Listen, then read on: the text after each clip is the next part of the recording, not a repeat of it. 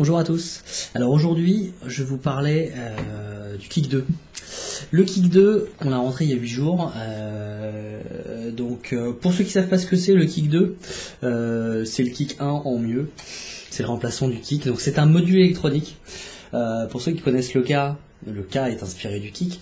Le Kick 2, c'est donc un module électronique qu'on va pouvoir mettre par-dessus son accu dans un mode méca et le transformer en mode à wattage variable, en l'occurrence pour le Kick. Donc il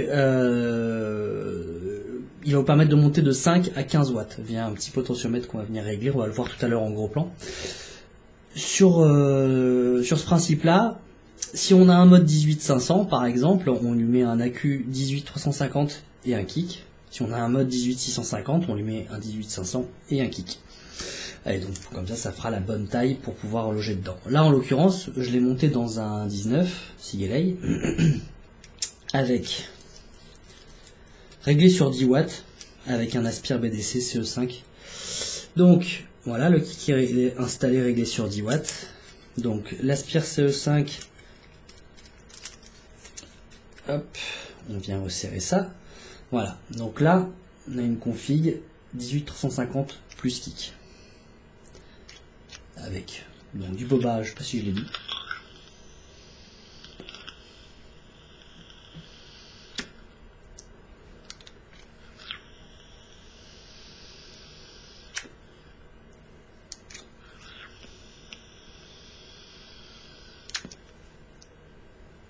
Voilà. Marche toujours bien, aussi bien ces Cliro hein, depuis la dernière fois. Je suis toujours dessus avec du boba à 10 watts, ça marche super bien. Voilà. Donc,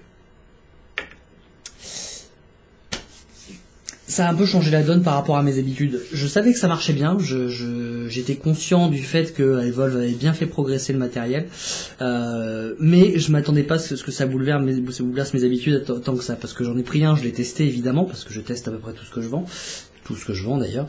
Je l'ai mis dans mon Nemesis, avec un accu 18350 parce que j'aime bien avoir des modes courts, j'ai toujours utilisé, principalement utilisé des modes 18350. J'ai commencé à vaper dessus et déjà je me suis pris une petite claque quand même parce qu'au niveau des performances c'est vraiment là. C'est un signal plat, ce que j'affectionne particulièrement en termes de rendu. Et surtout, en plus, je me suis fait surprendre, comme avec le ProVary, arrivé en fin d'accu. Au début, je croyais que j'appuyais mal sur le switch ou que j'avais un faux contact parce que le Kick ne coupe pas franchement comme le ProVary. Le ProVary, il arrive à 0 d'accu, enfin à 3 volts techniquement. Il coupe net. Là, ça fait des misfires. Ça fait comme si on appuyait mal sur le switch et qu'on était un peu décalé. Ça fait comme ça en fait. Voilà, comme si on faisait ça. Ça veut dire que votre accu, il y a plus de charge, assez de charge pour le faire fonctionner au wattage désiré.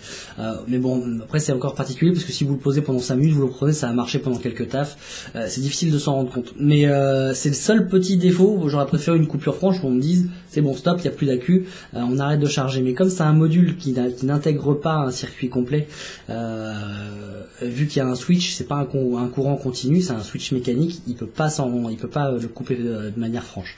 Donc c'est quand même super bon.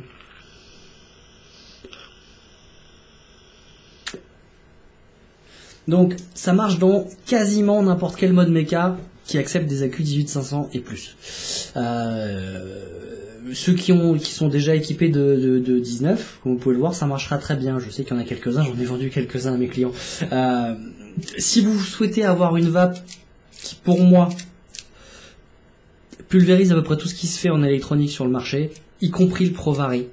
C'est dur à dire et je pensais pas qu'on arriverait à ce niveau-là. Quand je dis pulvérise, non. Techniquement, ça marche aussi bien qu'un ProVary, le wattage variable en plus. On fait son réglage et après qu'on mette n'importe quel carto, si vous êtes habitué au carto avec plusieurs tanks, avec plusieurs résistances, c'est pas un problème. Vous passez de l'un à l'autre, vous aurez toujours le bon réglage. Donc ça c'est quand même appréciable. Donc c'est un confort supplémentaire et surtout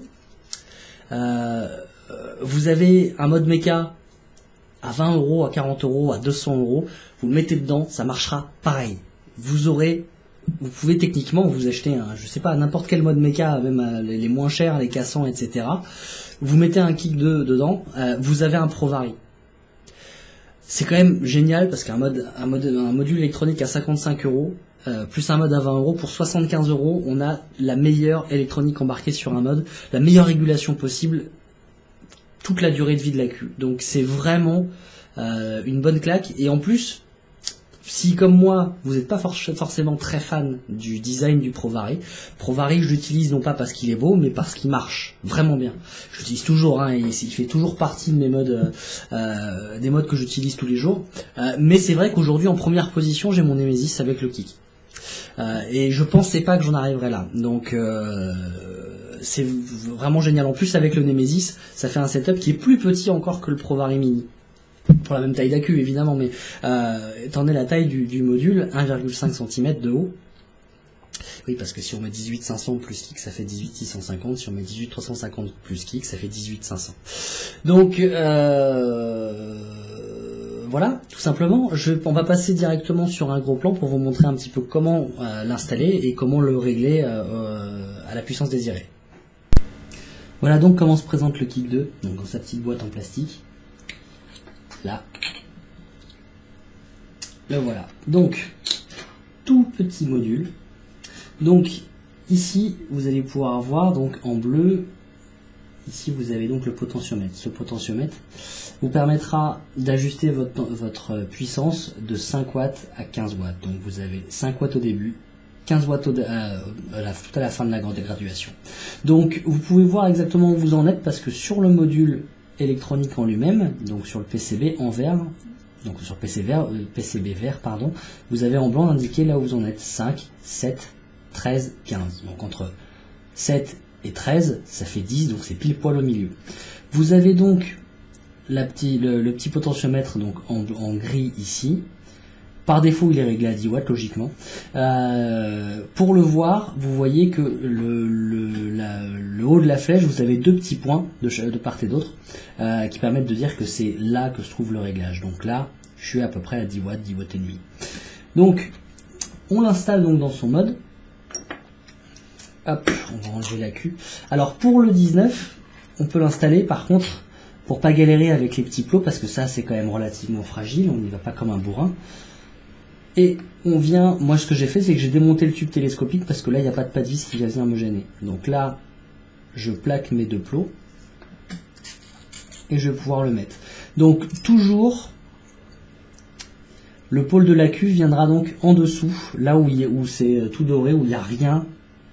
Et le haut du mode va venir se plaquer ici, là où vous avez le potentiomètre, les deux plots de réglage, etc. Donc, vous voyez le pôle plus de la cuve en dessous toujours. Le voilà donc installé à la bonne hauteur et là on va pouvoir revisser son top cap directement et on va venir resserrer son mode histoire que ça fasse bien contact. Et là vous allez pouvoir voir, enfin, du moins l'entendre, c'est fonctionnel directement. Voilà, et on va repasser en plan large, on va continuer à en discuter. Voilà. Donc vous savez maintenant comment ça fonctionne. Donc surtout rappelez-vous bien de ne pas inverser le sens, la polarité. Je sais pas comment le Kick 2 réagit à ça, j'ai pas eu l'information. Si jamais je l'ai, je rajouterai un petit commentaire. Mais voilà, dans le doute, on va éviter de tenter le diable. Vous avez vu qu'avec n'importe quel mode mecha, on a moyen d'avoir des performances fabuleuses. On s'en refait un petit coup parce que c'est bon quand même.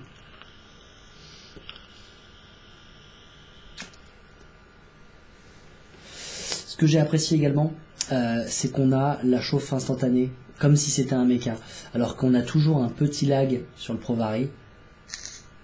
D'ailleurs, quand on appuie sur le switch, on rentre dans le menu au bout de 5 fois sans que ça se déclenche jamais. Alors que là, ça s'entend bien avec un carton, mais là, il y a quand même un temps de chauffe sur du dual coil, mais on appuie à peine. Voilà, là on entend bien que on appuie, ça s'actionne. Voilà, c'est quand même formidable. Jusqu'à 15 watts. Petite information qui pourra être utile parce que c'est indiqué d'ailleurs sur la fiche produit, enfin le détail n'est pas indiqué, mais c'est indiqué que la coupure de la cuve se fait à 2,7 volts. on ne met que des accus LW, enfin ou FS, IMR là-dedans. Ça ne supporte que les accus IMR parce qu'il y a une forte capacité de décharge et des accus Li-ion, vous oubliez tout de suite. Ça les mettra en sécurité parce que ça tire bien trop sur l'accu. Surtout si vous utilisez des petits accus 18350 notamment. Donc coupure à 2,7 volts. Alors première fois que j'ai testé ça avec des cartos de home.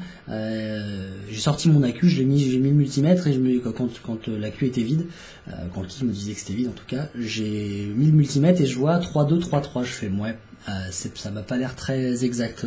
Et en fait, si on met des consommables à une forte résistance, du 3 ohm par exemple, ça coupe. Au bon moment, ça coupe à 2,7 volts, c'est ce que j'ai constaté sur les accus FS. Donc des performances qui sont excellentes jusqu'à 2,7 volts de décharge, alors que le ProVaray coupe à 3 volts. Ça c'est quand même relativement formidable. Voilà. Le Kick 2, c'est devenu pour moi le module qui m'a fait oublier entre guillemets mon ProVaray. Il était temps et je vais peut-être voilà, vous me verrez probablement sur les prochaines vidéos avec mon Nemesis et le Kick 2 quand je testerai des consommables. Voilà. Sur ce, j'espère avoir vos retours sur le Kick 2, hein, si jamais vous en avez un, si jamais vous souhaitez vous équiper, ou si vous allez vous équiper d'un Kick 2, si vous avez un mode mecha qui traîne.